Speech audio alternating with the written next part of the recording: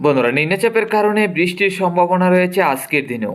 এছাড়া আগামী দিনগুলোতেও ভারী থেকে অতি ভারী বৃষ্টির সম্ভাবনা আবহাওয়া দপ্তর পূর্বাভাস জারি করেছেন। আগামী 5 থেকে 6 দিন, আগামী 25 তারিখ পর্যন্ত ঝড় বৃষ্টি থাকবে দক্ষিণবঙ্গে। তারপর আগামী 26 তারিখ থেকে বঙ্গোপসাগরে তৈরি হবে একটা ঘূর্ণাবর্ত।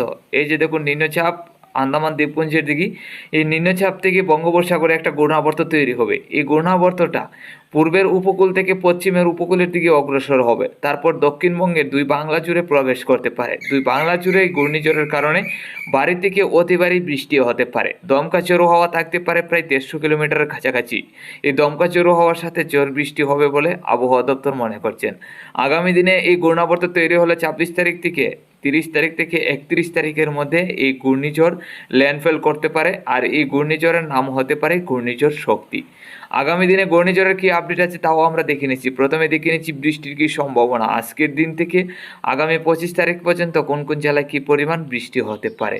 আজ 20 মে মঙ্গলবার 2025। দেখুন আজকে সকাল থেকে যেটা দেখতে পাচ্ছি, বাংলাদেশের উত্তরে রংপুর, সিলেট, ময়মনসিংহ, ঢাকা, কুমিল্লার দিকে নিম্নচাপ আছে আর এসব জেলায় বৃষ্টির সম্ভাবনাটা রয়েছে। উত্তরবঙ্গে আলিপুরদুয়ার, গুয়াহাটির দিকেও বৃষ্টির সম্ভাবনা আছে দেখতে পাচ্ছি। আমাদের ত্রিপুরা রাজ্যে সকাল থেকে তো বৃষ্টি নেই, তবে আর কিছুক্ষণের মধ্যে হয়তো ছিটাফোঁটা বৃষ্টি হলে হতে পারে। আজকে দুপুরের মধ্যে গেলে আমরা দেখতে পাচ্ছি বৃষ্টির সম্ভাবনা আছে, হালকা থেকে মাঝারি ধরনের বৃষ্টি হবে বাংলাদেশে, আর ছিটাফোঁটা বৃষ্টি হতে পারে আমাদের ত্রিপুরায়। তারপর আমরা বিকাল থেকে সন্ধ্যারাত্রির মধ্যে গেলে আমরা যেটা দেখতে পাচ্ছি, হালকা থেকে মাঝারি ধরনের বৃষ্টি হতে পারে আমাদের ত্রিপুরা এবং চট্টগ্রামে, রাজশাহী, খুলনা, ঢাকা, কুমিল্লায়। এছাড়াও উত্তরের দিকে ছিটাফোঁটা বৃষ্টি হতে পারে। উত্তরবঙ্গে শিলিগুড়ি, আলিপুরদুয়ার, গুয়াহাটির দিকেও হালকা থেকে মাঝারি ধরনের বৃষ্টি হতে পারে। আজকে রাত্রির মধ্যে গেলে ভারী থেকে অতি ভারী বৃষ্টির সম্ভাবনা রংপুর, সিলেট, ময়মনসিংহ, আসামের শিলচর, শিলিগুড়ি, আলিপুরদুয়ার, গুয়াহাটির দিকে। আমাদের ত্রিপুরা, চট্টগ্রামের দিকে ছিটাফোঁটা বৃষ্টি হতে পারে। আগামীকাল সকালের মধ্যে বজ্রবিদ্যুৎ সহ দমকা ঝোড়ো হওয়ার সাথে ঝড় বৃষ্টি থাকবে রংপুর, সিলেট, ময়মনসিংহ এবং রাজশাহীর দিকে। আসামের শিলচর, শিলিগুড়ি, আলিপুরদুয়ার, গুয়াহাটির দিকেও হালকা থেকে মাঝারি ধরনের বৃষ্টি হবে। আমাদের ত্রিপুরার দিকে থাকবে পরিষ্কার।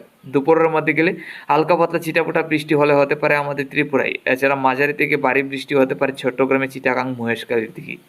বিকালের মধ্যে গেলে দেখতে পাচ্ছি হালকা থেকে মাঝারি ধরনের বৃষ্টি হতে পারে রংপুর, সিলেট, ময়মনসিংহ, রাজশাহী, ঢাকা, কুমিল্লার দিকে। আমাদের ত্রিপুরা, চট্টগ্রাম, এছাড়া খুলনা, বরিশালের দিকে মোটামুটি পরিষ্কারই থাকবে। এছাড়া আগামী দিনগুলিতে নজর রাখলে আমরা যেটা দেখতে পাচ্ছি, 22 তারিখ সকালের মধ্যে ভারী থেকে অতি ভারী বর্ষণ, দুপুর থেকে বিকালের মধ্যে ভারী থেকে অতি ভারী বর্ষণ হবে আমাদের ত্রিপুরা সহ বাংলাদেশে। 23 তারিখের মধ্যে গেলেও বৃষ্টির সম্ভাবনাটা তেমন দেখতে পাচ্ছি না। সকাল থেকে বিকাল এবং দুপুর পর্যন্ত মোটামুটি পরিষ্কারই। আবার 24 তারিখ সকাল থেকে হালকা থেকে মাঝারি ধরনের বৃষ্টি শুরু হবে বাংলাদেশে। বিকাল থেকে পরিষ্কার, রাত্রির মধ্যে মোটামুটি পরিষ্কারই। তবে আমরা যেটা দেখতে পাচ্ছি মধ্যরাত্রির দিকে আসামে, শিলচর, আমাদের ত্রিপুরা এবং চট্টগ্রামে ভারী বৃষ্টি। 25 তারিখের মধ্যে গেলে সকাল থেকে পরিষ্কার থাকবে, দুপুর থেকে বিকালের মধ্যে হালকা থেকে মাঝারি ধরনের বৃষ্টি হবে। তো বন্ধুরা, এই ছিল ঝড় বৃষ্টির আপডেট। এখন ঘূর্ণিঝড়ের আপডেট দেখে নিচ্ছি আজকের দিনের আপডেটে কি দেখাচ্ছে। আমরা আগামী 28 তারিখের মধ্যে যদি যাই, তাহলে আগামী 28 তারিখের মধ্যে দেখতে পাচ্ছি ঘূর্ণাবর্ত থেকে ঘূর্ণিঝড় তৈরি হবে। মোটামুটি নিম্নচাপ এবং লঘুচাপ থাকবে 28 তারিখ।